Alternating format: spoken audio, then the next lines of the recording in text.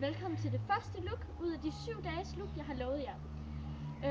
I dag der har jeg sådan en fin trøje med en lille lomme på fra Weekday. Og den er rigtig behagelig, og ja, den er god, hvis man bare skal have noget løst på.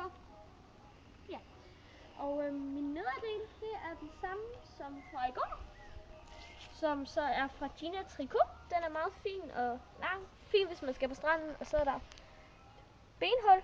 Det er meget fint, fordi nogle gange med stramme nederdeler, så går man sådan her, og så kan man ikke tage så stor skridt, som man måske plejer. Så det er rigtig smart. Og ja. Og mit hår, det har jeg heller ikke sat op i dag. Jeg er ikke så glad for at have mit hår sat op.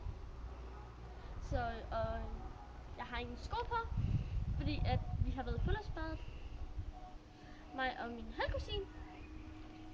Og ja, det var super hyggeligt. Så jeg håber, vi ses i morgen, hvor jeg har et nyt fedt look til jer. Ses!